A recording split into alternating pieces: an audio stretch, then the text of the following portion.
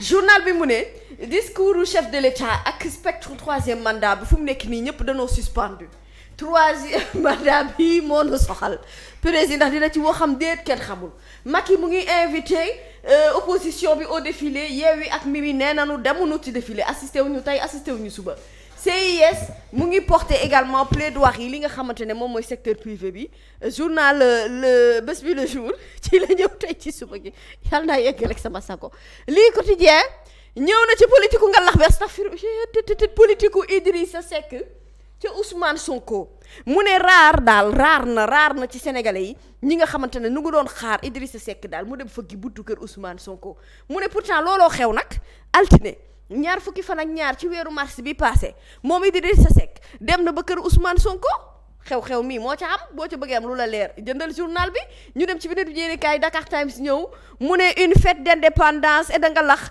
sur fond de une fête d'indépendance baal leen nu nga lax conflit amu ci une fête d'indépendance sur fond de conflit politique journal bi mu ne l'armée dafa remettre les politiques à leur place ku ci nekk nga toogaat sa place du dëgg Direct News ñëw ci adresse à la nation du président Macky Sall mu ne ndax lii fin wu suspense la ab laaj la de boo xamante ne journal bi da koo samp njiitu réew mi président de la république Macky Sall dafa dina sacrifier à une tradition républicaine bien établie ndax tey dina adressé wu ci ñi nga xamante ne ñoom ñooy askanu Sénégal gi yëpp waaye itam ak gan yi nga xamante ne moom la ñu dalal fii ci Sénégal dina itam saisir opportunité bi pour mettre en exergue mu ne ay réalisation ay sujets majeurs yi nga xam ne moo préoccupé sénégalais yi journal bi di wax ba tey ne nécessaire na président Macky Sall di prononcé wu ci grande réalisation opérée également dans différents domaines ma ne ko loolu baax na waaye loolu tàmm nañ koo def beneen bi mooy de belles perspectives mu ne se dresse dans un pays inscrit dans le cercle restreint des producteurs de l'or noir ak yeneen yoo xam ne daal journal ba lim na ko ci ñu dem ci enquête yéen kaay mu ne bipolarisation de l'espace politique journal bi mu ne ndax li sax du sax laaj mi c'est une exclamation mu ne un pays en otage loolu le journal bi titré tey ci suba gi 24 heures ñëw ci Ramadan 2023 conférence Wafa al Darou Mouhty mu ne Mbackiyou Faye dafa revisiter lii di la diplomatie mouride journal bi dellu si waat bu baax moo ma dalaloon ci màggalu daaw gi Mbackiyou Faye ñu ngi koy nuyu bu baax di ko ziar waaw di nuyu njabootam ak i soxnaam macha allah ak i doomam ay nit ñu baax a baax lanu yoor ñëw ci fetu indépendance dernier message à la nation tey incha allah le 3 avril mu ne discours d'adieu kii de dafa mel ni moom yéen a yem moom Serigne Saliou mi waaw Serigne Saliou nag yow ak na bu koor luy seen problème yéen lu ngeen bëggee waa ji def ay adieu nii waa ji defagul ay adieu de ngeen tuddee ko discours d'adieu noonu que le président doit la wax de tubaab la làkk nee na discours d'adieu la war a def ci gàttal.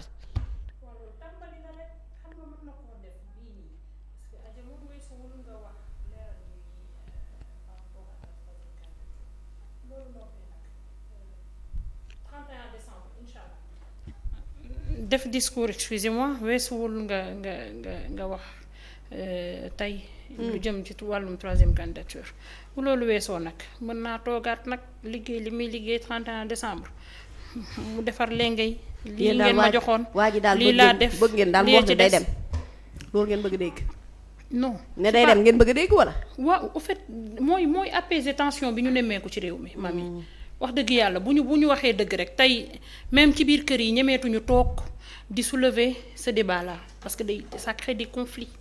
dafa nekk loo xamante ne day nan laa ko mën a waxee day yee fitna day fudduloo xol yi. parce que ku nekk amaana am nañu ko nangu mais am na ñoo xamante ne nanguwuñu ko ndax gis nañu ñi nga xamante ne ñàkk nañ ci seen bakkan. rien que pour ces morts jar nañu toog leeral ñu nag. ñu xam ni Sénégal amul recul démocratique et que nit ñi liñ doon jot ak liñ doon wax di ko débat yépp teguñ ko woon ci dara. waaye moom fasul yéene kon daal njiitu réew mi daal ci gàttal mu la dégg Sëñ Saliou tey dafa war a jàkkaarloog Sénégal ne leen man daal du ma présenté wu. waaw ndax jàmm ci loxoom boobu la nekk. ne damay dem. loolu ngeen bëgg a dégg tey. waaw waaye bu ngeen ko déggul yéen bu ñu xëyandoowee suba ba fàtte indépendance passé ba le 5 ñu war a xëy si. boobaa nu ngeen di agiré ay waay lii auzubillahi mën a say baj ay waay baj gii. ñun nu ñuy agiré wala moom. yéen ñun kay amuñ ci sax wala yaa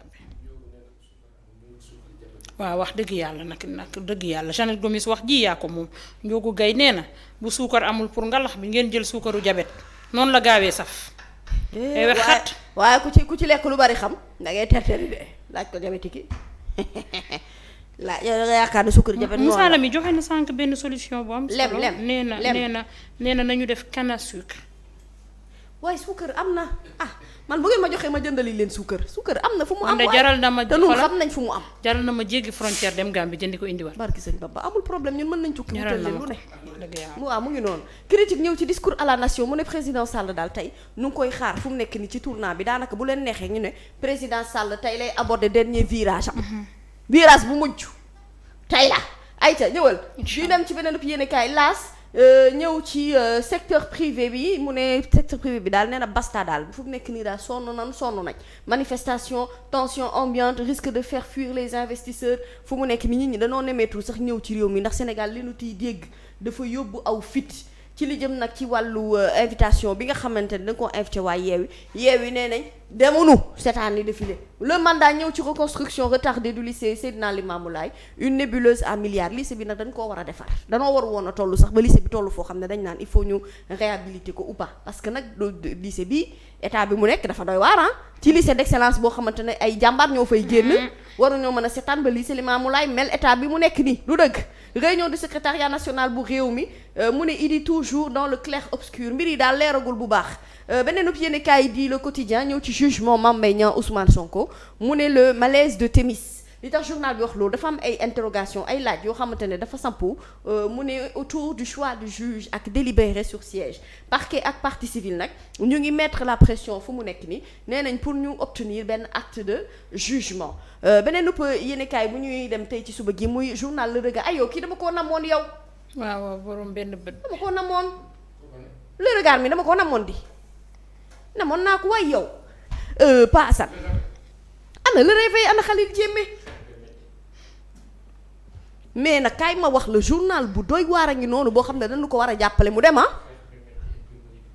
imprimerie la am problème mais Le Regard nag man dama koy réclamer parce que Le Regard sama journal boobu dama koo bëgg itam loolu tamit doy na waar de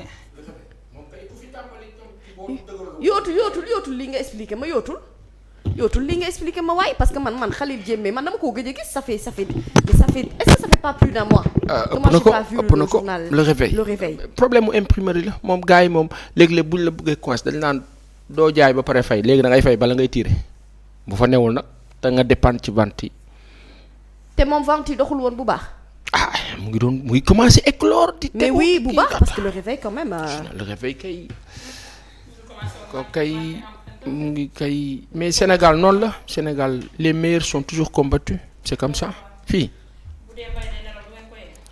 c'est dommage nag du dëgg parce que puis loolu fi waroon na fekk ñu dépassé fii quand même bu yàgg c'est dommage parce que moi c'est un journal que j'aimais bien Le Réveil en attendant sunu caat gi moom nanu ko fa bàyyi rek du dëgg Le Regard nii mu sama waa ji Aliou Top ñu ngi koy nuyu bu baax di ko ziar di nuyu waa Sunugal 24 aussi bu baax alors Le Regard pank nan bëri na histoire ñoom Moustapha rek ñooñu beneen affaire lañu danoo doy waar ñu ngi koy nuyu bu baax di leen ziar alors Le Regard ñëw ci fête de l'indépendance mu ne Yewwi dafa décliner invitation bu mag yi ba tax xam nga nu mu ko tuddee moom nu mu tiitree nee na Yewwi bañ na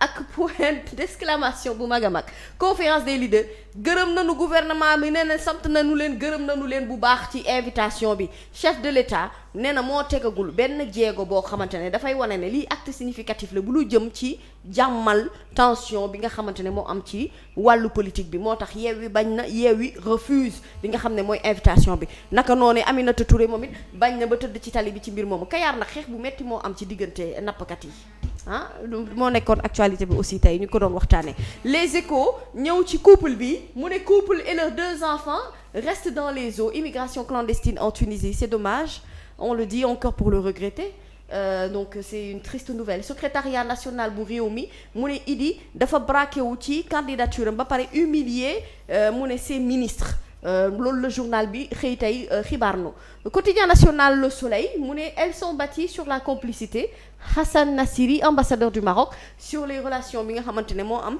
ci diggante ñaari dëkk yi Maroc ak Sénégal l'évidence ñëw ci affaire commando bu Pastef journal bi mu ne dafa am ay révélations yoo xamante ne Mac authentique sur Mouramani Kaba Diakité nee na ci loolu la journal bi ñëw et beneen bi mooy procès Prodac Benno Bokk Yaakaar 4 avril 2024 il dit l'éternel discours tortueux alors Nabou bi ma feebaree le frère de je pense que le frère de Diakité ou le frère de en tout cas ki ñuy wax affaire commando bi il m'avait contacté ne ma dafa bëggoon a apporter sa version par rapport à cette affaire là xam naa kon dinañu xool incha allah ci biir semaine bi nu ñuy def ba jéem ko jot ñu mën a am avis famille am ci wàllu woowu parce que apparemment ñoom tamit ils ont des choses à dire sur cette affaire là ñu dem ci beneen yéenekaay l'exclusif ñëw ci troisième candidature président sortant mu ne Sougou Mat Madior le ministre de la justice peint sous le sceau de lâcheté journal bi ci la xëy ñëw tey ci suba gi beneen ub yéenekaay libération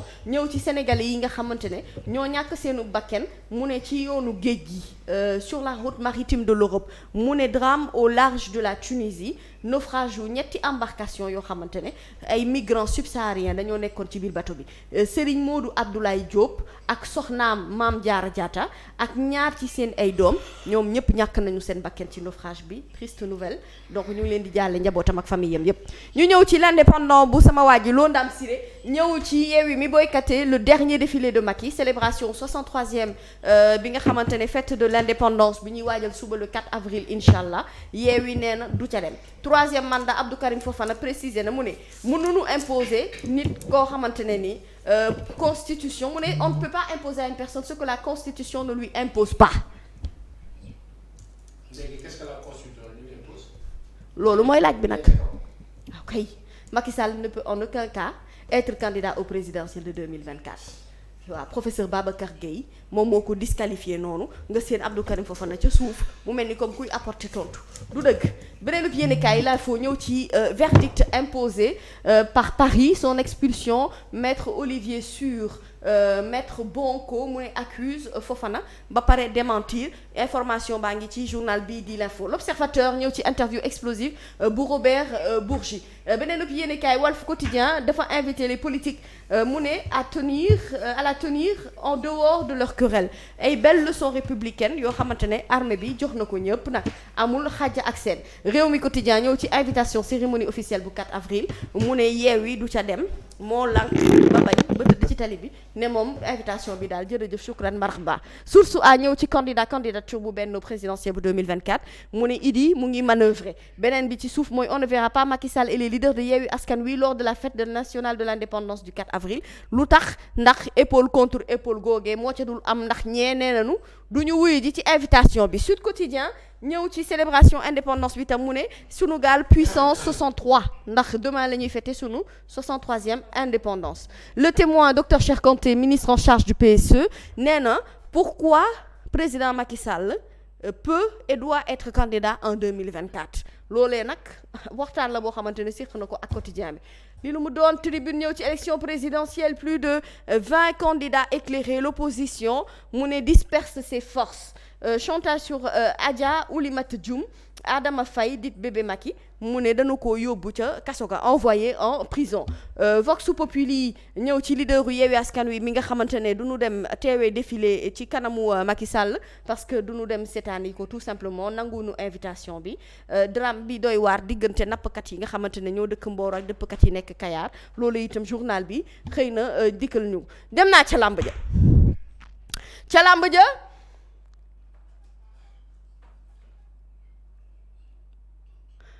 Nabukor ma ni dem naa ca làmb ja sunu làmb tey dafa xëy Nabu ñëw ci Eumeu Sène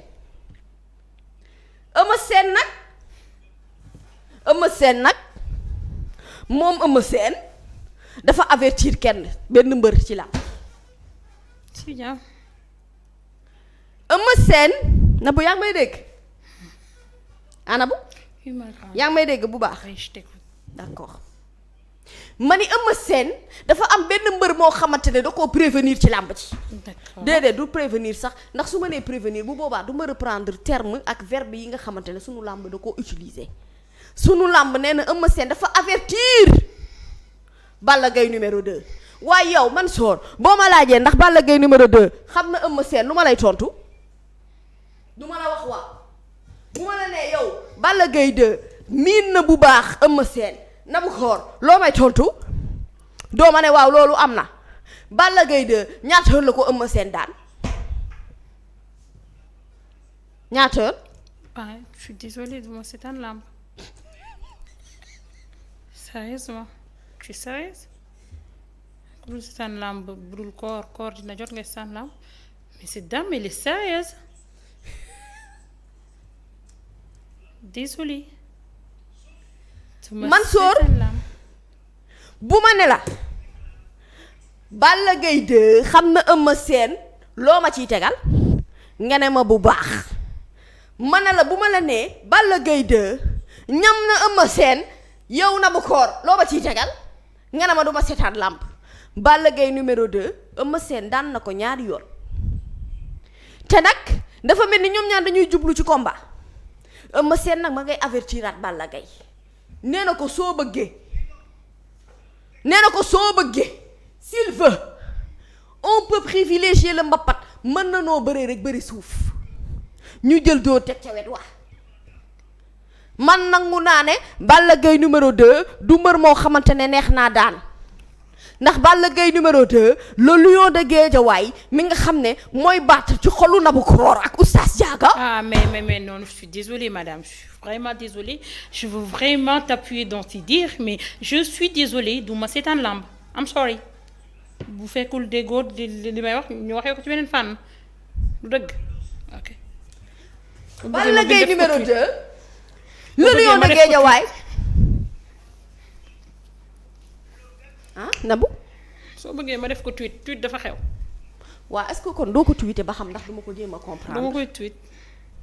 Balla Gaye numéro 2 mi nga xam ne mooy dee ci sa xol bi quand est-ce que tu vas arrêter tu es en convalescence je te signale désolé duma seetaan lam. waa kon nag désolé nee na Balla Gaye ba pare tu es en convalescence alors dama lay avertir Balla Gaye numéro 2 bu ko neexee mën nañu jël dóor yi teg ci suuf bu ko neexee Mansour mën nañoo jël clé yeeg tactique yi ñu daal di ko yëkkati ci kaw daal di favoriser mbapat bëri suuf ku mën sa morom daan barki sëñ Bamba mu ne nag ce n'est pas facile de le battre wax nga dëgg Balla Gaye xam nga ne ku ko yàpp da koo fekk muy nelaw moom la lion de Guédiawaye tubarkàlla macha allah moom gaynde Guédiawaye gi nga xam ne tàkkusaan gu ne am na ko ci làmb ji daan na ku ne daan ba daan Modou xarañ loo daan na ku ne yanu trophée roi bi nga xamante ne moom la yanu woon ci boppam bi ay fansam di ko kontaanee ñii di ko tuité ni Nabou Cor tubarkàlla macha allah Balla Gaye numéro 2 ku ko yeb da koo fekk muy doddoo waaye mu ne ngàmm di xoole Eumeu Sène rek moo ma jaaxal de Eumeu Sène rek ma jaaxal ci Balla de ñëwal ñu dem léegi lu mu dootul neex ñëwal. Wiw Sport ñëw na ci week-end des Lions tubarkàlla 15 buts Habib Diallo Bouri Junior Grand Cyr ñoom ñu tubarkàlla journal bi màggal na leen tey. ñu jeexalee ak stade li nga wax dëgg la yeggalil. week-end des Lions retour mitigé en club pardon Nabou pardon dégguma nga ne. non yeggalil rek boo tëjee di nga xam ne mooy def dama jël benn décision. décision wu. voilà tu m'as diffamé alors il faut que ñu dem justice franchement pour dire vrai tu m'as vraiment diffamé et tu as touché à mon honneur alors pour laver mon honneur vraiment il faut que ma yóbbu mbir mi fii mbaxana doone benn. donc da nga may porter plainte. ñu àtte à tout moment.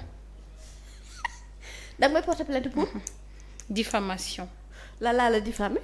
waaw da nga ma wax que ni Balla Gaye mooy sama mbër te nee naa lu ma staan lamb nga baal ma rek alors ensemble bi soxlawul ñuy wax man ak yow nañu dem fi mbax na doone benn. ñu loo bëgg da nga bëgg nangu sama kër wala 200 millions yi nga bëgg.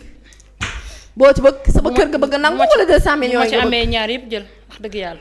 mais Nabou Cor moi j'ai des preuves yuy wane ne yow Balla Gaye 2 mooy sa mbër. ah waaw baax na boobaa nga indi ko rek.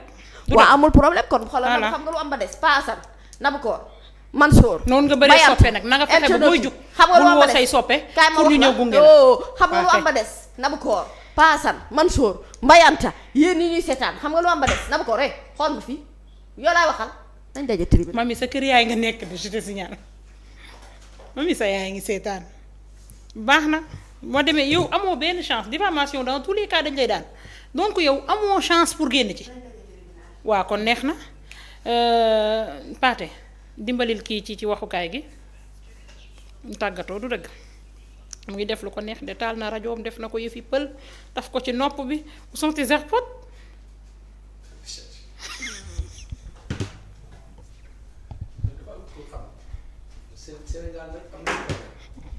duma ko baal de internet yi ku bëgg Mamy Samba ngeen mais kii duma ko baal.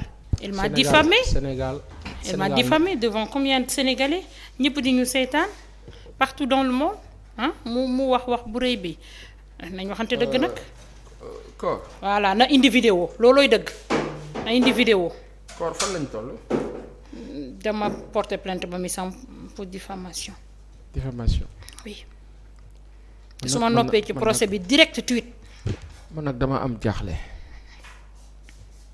man daal na gën a ñaaw mu kalaan Kings. man daal jaaxle naa trop Ismaïla Madior Fall moo waxaat lii lu bees lii. lan la waxati tamit Seck. allahu akbar man kilifa bi yow tam kilifa bi jaaxal nga ma de. Seck duñ bàyyi ba suba ñu kaa ko. non c'est que du cas en fait lii dafa graaw parce que président day wax tey donc kaddu gi bu génnee kon mën naa jàpp ni président fii la jëm lii Ismaïla Madior wax nii. nañu ko déglu il faut ñu déglu ko. ayca vas-y. il faut parce que nag dëkk bi nag il faut pas nag ñi nag Sénégalais yi nag ñu ñuy foowee nag mais lii wee lii de xaw ma démb la defe naa démb la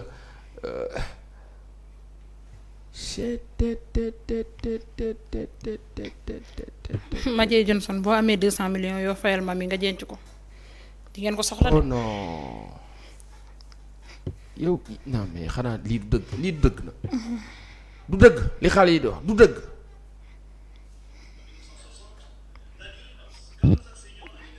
En 1960, la durée du mandat présidentiel était de 7 ans.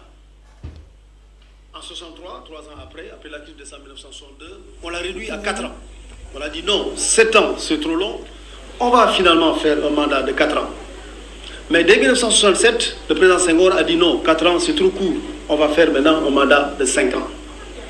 Et le mandat de 5 ans a duré de 1967 à 1991. Lorsqu'on faisait la réforme sur le code électoral consensuel, le président Diouf a dit non, on va revenir au septennat. On a fait 7 ans. C'était d'ailleurs la concession à l'époque que l'opposition avait faite au pouvoir socialiste. 7 ans. On s'est dit, bon, finalement, on est revenu au mandat de 7 ans. Mais en 2001, quand il y a eu la nouvelle constitution, le président Wade a dit qu'il faut réduire le mandat et le ramener finalement à 5 ans. On s'est dit dans la nouvelle constitution du 22 janvier 2001, on a un mandat de 5 ans, c'est fini, ça va être le mandat pour définitivement l'histoire du Sénégal. Mais dès 2008, le même président va dire non, finalement, en réflexion faite, 5 ans c'est trop court, on va le ramener encore à 7 ans. C'est pour ça que le président Macky Sall, quand il est arrivé au pouvoir, il est élu pour un mandat de 7 ans. Mais lui aussi, il dit non, 7 ans, finalement, l'opinion publique a raison, la critique politique a raison, les discussions, les critiques plutôt de la société civile ont raison, on va ramener le mandat à 5 ans. Ce qui fait donc, il y a vraiment une variation temporelle de la durée du mandat. Aujourd'hui, le mandat est un mandat de 5 ans. Mais le président Macky Sall a opté, pour éviter les débats, de l'inscrire dans le marbre constitutionnel. C'est pour ça qu'on a dit que ça fait partie des dispositions, en principe, qui ne peuvent pas faire l'objet de révision. Mais ça, c'est de la durée du mandat. Toujours notre passion pour le mandat, c'est aussi sur la limitation des mandats. Dès 1970, on limite les mandats à 2. Senghor dit, désormais, le président de la République est élu pour un mandat de 5 ans renouvelable une seule fois. 70, à l'époque, il n'y avait quasiment pas de démocratie en Afrique. Mais dès 1976, les socialistes ont dit un pays qui a la chance d'avoir un agrégé de la dimension de Senghor ne peut pas limiter les mandats. On a supprimé la limitation des mandats, 1976. Mais en 1991, on va réintroduire dans la Constitution la limitation des mandats, de septennat, 2 septennats maximum. Mais là aussi, en 1998, à l'époque, les socialistes ont introduit une révision en disant il ne faut pas limiter les mandats, il faut supprimer le quart bloquant. En 1998, on a supprimé la limitation des mandats. C'est en 2001, quand on a une nouvelle constitution, qu'on a réintroduit finalement la limitation des mandats. Le président Macky Sall, quand il est arrivé, il a inscrit la limitation des mandats dans le marbre constitutionnel en faisant une norme intangible. Les normes qui ne peuvent pas faire l'objet de révision. Ce bref rappel historique pour dire quoi? Pour dire que nous avons toujours eu des questions sur la durée du mandat, sur la limitation des mandats et c'est ça qui va être le sujet, sur la limitation des mandats du président de la République lorsqu'on fait une révision de la Constitution ou on fait une nouvelle Constitution. Pendant qu'on fait la réforme, est-ce que le mandat qui est en cours fait partie de la limitation des mandats? Autrement dit, à partir de quand commence le décompte du nombre de mandats? Quel est le mandat de référence? Et on va voir que dans la pratique constitutionnelle au Sénégal, mais aussi dans la pratique constitutionnelle en droit comparé de façon générale, le mandat qui est en cours au moment où on fait la révision ou au moment où on fait une nouvelle constitution est généralement exclu du décompte de mandat. Et ça, on l'a vu dans notre histoire. Donc, la recevabilité de la candidature du président Macky Sall pour la présidentielle 2024, on dit tout de suite, sans embâche, qu'elle est recevable. D'abord, un argument de texte, ensuite un argument de jurisprudence et enfin un argument de droit comparé. L'argument de texte. En 2016, le président Macky Sall a fait une réforme de la Constitution. C'est une réforme très importante. D'abord par son contenu. La réforme a concerné toutes les questions de la Constitution. Le mandat du président de la République, les pouvoirs du président de la République, les libertés et droits fondamentaux, l'Assemblée nationale, les rapports entre le pouvoir exécutif, le Conseil constitutionnel, le pouvoir judiciaire, tout le corpus constitutionnel a été affecté par la réforme de 2016. Mais deuxièmement, la réforme aussi était originale par son modus operandi. Le président a opté à l'époque, alors même qu'on avait une majorité parlementaire stable, il n'y avait pas de risque, mais le président avait opté à l'époque de faire une réforme par voie référendaire. Donc en redonnant directement la parole au peuple. Et pendant cette réforme, le président Macky Sall a introduit une nouveauté. Tout à l'heure, je le disais, c'est le quinquennat. Il y a donc un nouvel article 27 qui dit le président de la République est élu pour un mandat de 5 ans, renouvelable une fois. Nul ne peut exercer plus de 2 mandats. C'était ça, le nouvel article 27 de la Constitution. Mais le président, lui, il est élu pour un mandat de 7 ans. Donc la question, c'est est-ce que cette nouvelle disposition de la Constitution s'applique?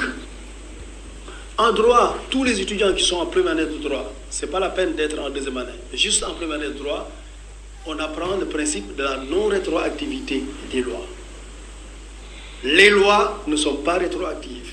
Cela veut dire quoi? Cela veut dire que lorsqu'on fait une loi, cette loi ne régit pas les situations qui sont en cours.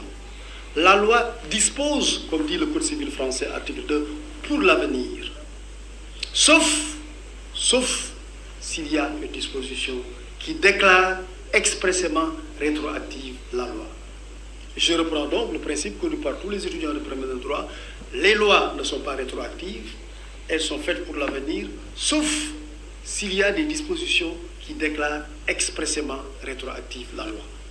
Eh bien, il y avait bien une disposition qui déclarait rétroactive la loi, il faut le dire et on y reviendra tout à l'heure. C'est le Conseil constitutionnel qui l'avait supprimé. Dès lors que dans le texte constitutionnel, il n'y a aucune disposition qui spécifie, qui indique que le mandat en cours fait partie du décompte, on applique le principe de la non-rétroactivité de loi.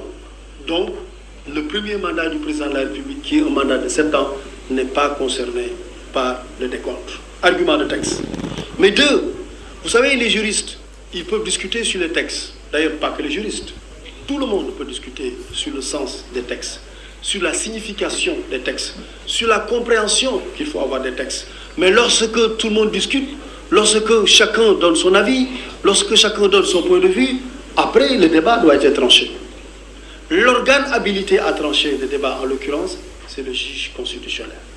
Et le juge constitutionnel au Sénégal a tranché cette question de l'entrée en vigueur de la règle de la limitation des mandats présidentiels. En 2 occurrences, 2 circonstances, 2 occasions. La première, c'était en 2012. La deuxième, c'est en 2016, on y reviendra.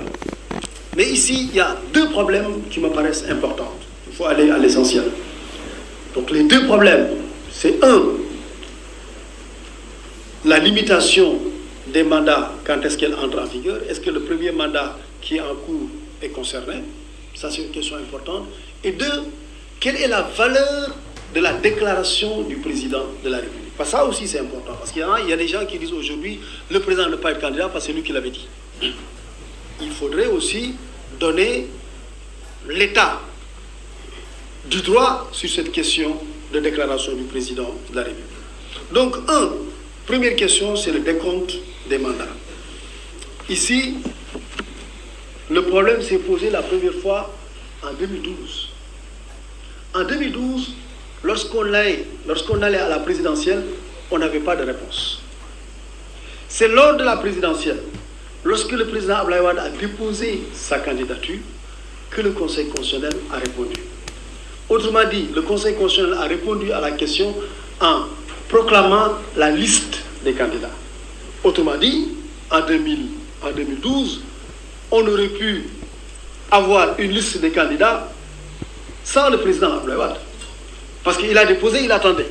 Il était dans une sorte de suspense ou de stress, parce qu'il a déposé sa candidature et il attendait le résultat, la réponse du Conseil constitutionnel. Parce que le Conseil constitutionnel n'avait pas eu l'occasion, avant l'élection présidentielle, de se prononcer sur la question.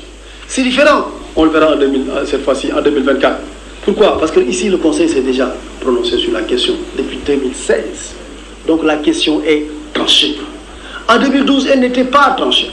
En 2012, lorsque le président Abdoulaye Wade a déposé sa candidature, il y a d'ailleurs des candidats qui avaient introduit un recours pour contester sa candidature en disant qu'il ne peut pas faire de troisième candidature parce qu'il y a au principe de la limitation des mandats et qu'il a déjà fait ses 2 mandats. Et le Conseil constitutionnel a répondu à l'époque en disant que non, le président Wade peut bien faire une troisième candidature parce que l'article 104 de la Constitution de l'époque avait exclu son premier mandat. Donc, par rapport au décompte référentiel, son premier mandat ne compte pas. Son premier mandat ne compte pas. Donc, la question a été tranchée lors de la présidentielle de 2012. Donc, on a déjà une jurisprudence sur la question. En 2012, on pouvait dire, quelle est la jurisprudence qui existe sur la question? On aurait dit en 2012, il n'y a pas de jurisprudence. Il faut attendre que le Conseil constitutionnel se prononce. Mais maintenant, on a une jurisprudence, c'est notamment la jurisprudence de 2012. Mais pour la présidentielle de 2024, la question, en fait, elle est déjà tranchée depuis 2016. Comment et pourquoi? Parce qu'en 2016, lorsque le président Macky Sall a opté pour soumettre le projet de révision au référendum, parce que c'était ça l'option du président, c'est de soumettre le projet au référendum, mais il y a l'article 51 de la Constitution qui disait le président de la République peut, après avoir consulté le Conseil constitutionnel, soumettre tout projet de loi de révision au référendum. Donc il y avait une sorte d'obligation de saisir le Conseil constitutionnel avant de soumettre la révision au référendum. Et le président a saisi le Conseil constitutionnel.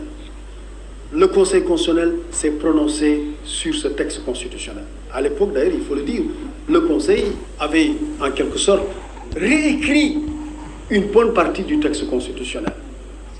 Et dans cet avis, justement, le Conseil a répondu aux questions qui ont été posées. Et à l'époque, le projet, l'article 27 contenu de la Constitution, était disposé ainsi qu'il suit. Le président de la République est élu pour un mandat de 5 ans renouvelable une fois. Nul ne peut exercer plus de 2 mandats consécutifs. Cette disposition s'applique au mandat en cours. Je précise, cette disposition s'applique au mandat en cours. Autrement dit, l'intention originelle, initiale, c'était que la nouvelle disposition s'applique au mandat. Bonsoir et merci à la Task Force républicaine pour cette lumineuse idée de nous réunir.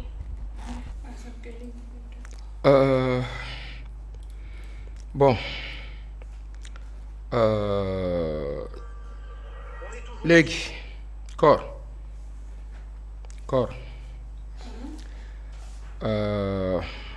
ñu déglu li tuuti rek. Professeur agrégé de droit public et de sciences politiques à l'université Cheikh Anta Diop de Dakar, il vient de publier les révisions constitutionnelles au Sénégal, révision consolidante et révision déconsolidante de la démocratie sénégalaise. Veuillez accueillir le professeur Ismaïla Madior Fall. Les révisions constitutionnelles au Sénégal, révision consolidante et révision déconsolidante de la démocratie sénégalaise. Donc on a vu un peu à travers le livre qu'il y a eu depuis 1960, je pense à 2009, 37 révisions constitutionnelles, donc, dont 23 consolidantes et 14 déconsolidantes. Bon, on peut dire que peut-être que c'est un bon ratio, sauf que les 10 ont été faites pendant le régime de Maître Wade. Comment vous pouvez analyser ça? Bon, d'abord, c'est un ouvrage qui est écrit parce que mon métier, c'est d'enseigner le droit constitutionnel à l'université. Qu'il y ait la candidature du président Wade, qu'il n'y ait pas de problème de candidature. Moi, mon travail, c'est le droit constitutionnel. On va y revenir tout à l'heure. C'est pas l'actualité qui me pousse vers le droit constitutionnel. Et j'avais remarqué que le Sénégal a la particularité, contrairement à beaucoup de pays, d'affectionner les révisions constitutionnelles. Dans notre pays, on change souvent la constitution. C'est vrai que dans des pays, même de démocratie avancée, on change la démocratie. On change la constitution. Mais lorsqu'on la change, c'est toujours pour consolider la démocratie. Tout à fait. Autrement dit, si vous prenez la démocratie américaine, la démocratie française, la démocratie allemande, chaque fois qu'on envisage une révision de la Constitution, c'est pour consolider la démocratie. Tout à fait. On ne peut pas imaginer une révision pour déconsolider la démocratie. Tout à fait. Mais dans d'autres pays, c'est les deux. Mais il n'y en a pas eu beaucoup quand même sous les anciens régimes. Il n'y en a pas eu beaucoup. Il n'y en a eu qu'une seule du temps du président Senghor. Oui, une seule révision de consolidation. Oui. Et il y en a eu 3 peut-être du temps du président Diouf. Mais il y en a eu 10 quand même du temps du président Wade. Oui. De révision déconsolidante. Sous le président Senghor, oui. Une révision déconsolidante. Notamment celle qui a amené Abdou Diouf au pouvoir sans passer par le suffrage universel. Sous le président Diouf, quand même, il y a eu 3 révisions consolidantes et 11 révisions consolidantes et 3 déconsolidantes. Mais sous Wade, il y a eu 5 consolidantes et 10 déconsolidantes. Bon, c'est le président Wade qui a le plus révisé la Constitution. Il a fait des révisions constitutionnelles qui ont consolidé la démocratie, incontestablement, comme celle de la parité. Mais il a fait beaucoup de... Est-ce qu'il serait d'accord pour dire que ce sont des révisions qui sont déconsolidantes? Très bonne question.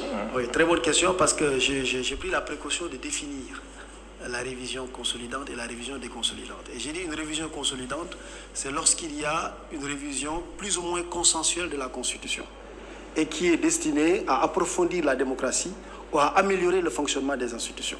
En revanche, une révision déconsolidante, une révision qui n'est pas consensuelle, controversée, et parfois ayant pour logique ou pour finalité la conservation du pouvoir ou le règlement de compte. Donc j'ai pris la précaution de définir ce qu'il faut entendre un peu par révision consolidante et révision déconsolidante. Donc vous en parlez tout de suite. L'actualité, c'est vraiment la candidature du président Wade, la constitutionnalité ou la non-constitutionnalité de sa candidature. On a vu que le Conseil constitutionnel a validé sa candidature. Mais quand je lis votre ouvrage, je me dis que peut-être qu'ils avaient raison de le faire quand même. Parce que c'est vrai que vous mettez côte à côte les 2 thèses, peut-être celles qui vont dans le sens de la validation et les thèses qui vont dans le sens de la non-validation. Mais je veux dire que vous avez plus été la thèse de la validation de sa candidature. Non, la thèse de l'invalidation plutôt. Vous avez raison quand vous dites que les 2 thèses sont présentes. Oui, mais à mon avis, moi, non, je pense plutôt que la thèse de la validation, parce que vous avez dit que, vous dites que, en réalité, la mauvaise qualité rédactionnelle de ces dispositions fait qu'elles sont dépourvues d'évidence et peuvent donner lieu à des interprétations aboutissant à des différents résultats, à peu près ce que vous dites. Donc ça veut dire que peut-être vous allez dans le même sens que le Conseil, parce que j'ai vu qu'ils ont dit aussi la même chose, que la Constitution n'était pas très bien rédigée. Oui et non, ou bien oui mais. Oui, parce que cet ouvrage ne porte pas sur la candidature du président de la République. Oui, bon, moi, j'ai écrit sur le droit constitutionnel sénégalais, mais ça, c'était une question. Et donc, lorsque j'ai abordé la question, je voulais l'aborder dans une perspective d'objectivité scientifique. Tout à fait. De neutralité axiologique. Comme vous dites. Voilà, c'est-à-dire que c'est pas que je suis contre la candidature ou je suis pour la candidature. C'est pas mon problème. Je veux l'analyser de façon froide. Je vous dis, l'honnêteté intellectuelle et la neutralité axiologique nous poussent à reconnaître que plusieurs raisons militent en la faveur de cette thèse. Absolument, parce que je veux faire œuvre de science. Je ne suis pas un militant politique, je ne suis pas un militant contre la candidature du président Wade, ça ne m'intéresse pas. Ce qui m'intéressait, c'était de dire, voilà les arguments. Et j'ai essayé de présenter les deux thèses.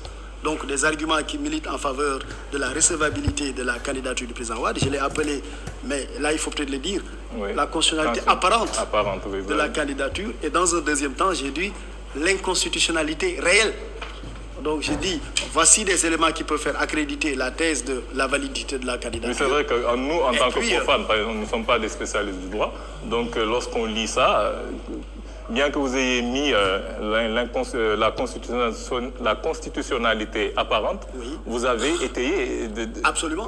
Je veux dire que vos arguments là sont beaucoup plus importants que les arguments de l'inconstitutionnalité réelle. Bon, ça maintenant c'est une question d'appréciation. Oui. J'ai des amis du côté du pouvoir qui me disent « Nous sommes intéressés par votre première partie ». Ah ouais, parce que vraiment... Nous sommes intéressés par la deuxième partie. Mais bon, mon objectif c'était ça. Mon objectif c'était...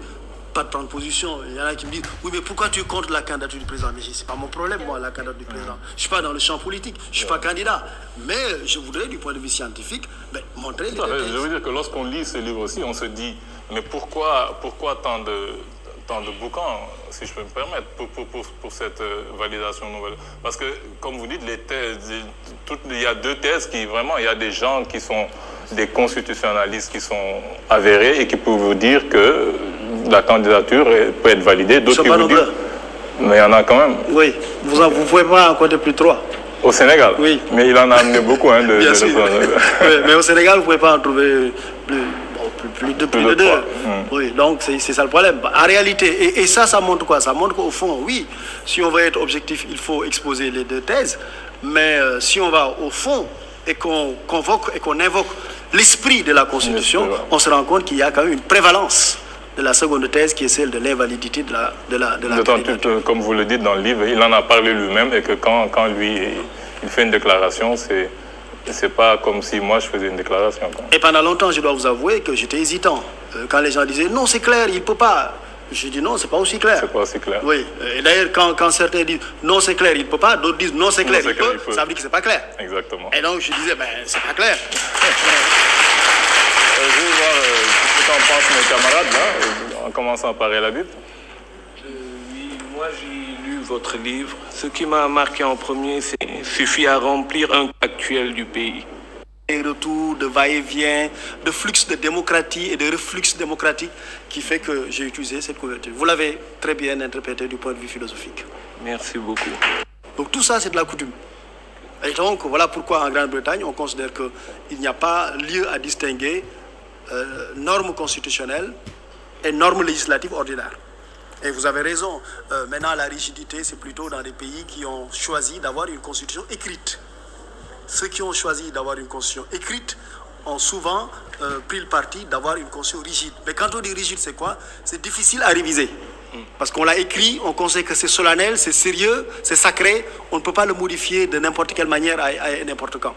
Et justement, on des pays où la constitution est le plus sacrée. Tout cas, connaît bien ce pays, c'est les États-Unis d'Amérique, où il est extrêmement difficile de modifier la constitution des États-Unis. Merci. On va passer la parole à Tounkara. Oui, vraiment la réflexion.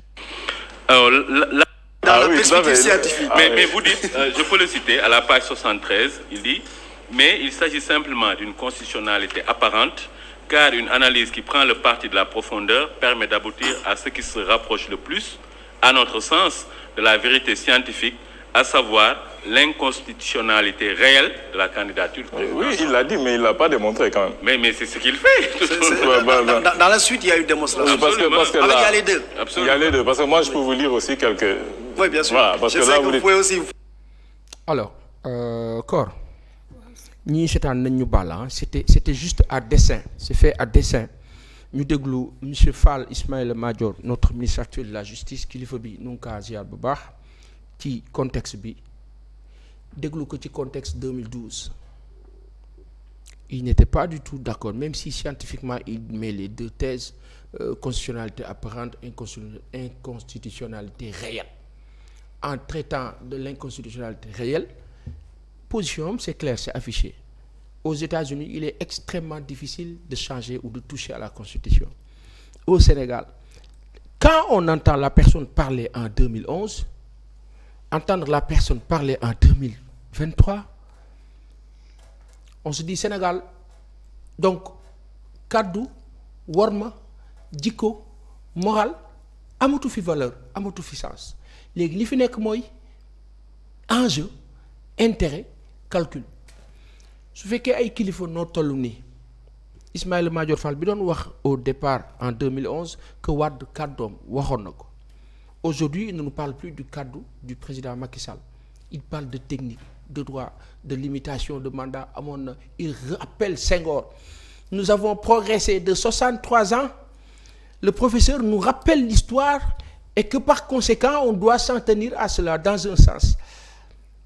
C'est immonde ce que vous êtes en train de nous faire. C'est hyper catastrophique.